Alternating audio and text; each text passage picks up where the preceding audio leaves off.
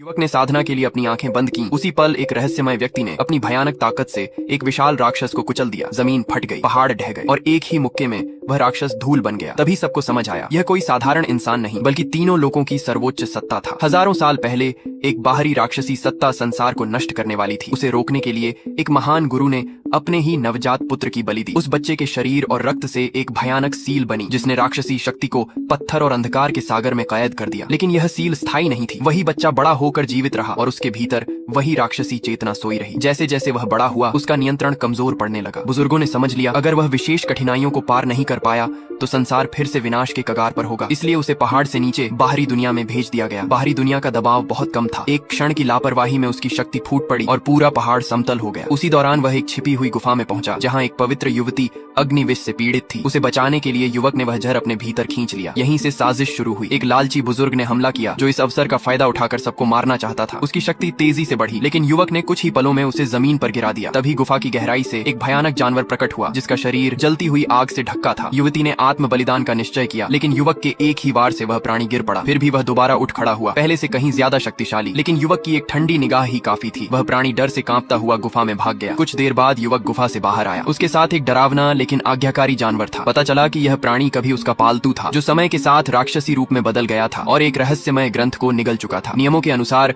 उस ग्रंथ का स्वामी सर्वोच्च स्थान का अधिकारी बनता था। पवित्र युवती ने स्वयं को अर्पित करने की बात कही, लेकिन युवक ने इनकार कर दिया। फिर भी उस स्पर्श के साथ ही युवक के भीतर छिपी पहली विनाशकारी परीक्षा जाग उठी। अचानक एक प्राचीन शैतानी शक्ति प्रकट हुई। उसने युवती को साधना की भट्टी बनाने की धमकी दी और पूरे संप्रदाय के विनाश की चेतावनी दी। उसने हमला किया, लेकिन युवक ने अपनी असली ताकत दिखा दी। भयानक ऊर्जा के साथ वह शैतानी शक्ति नष्ट हो गई, लेकिन अंत यही नहीं था। उसके अवशेष आत्म विनाश करने लगे। युवती को बचाने के लिए युवक ने अंतिम रास्ता चुना, अपने भीतर सोई राक्षसी सत्ता को जगाना। पहली सील टूट गई, अब केवल 2 सील बची थी और तीनों लोगों का भविष्य उस युवक के दिल की स्थिरता पर निर्भर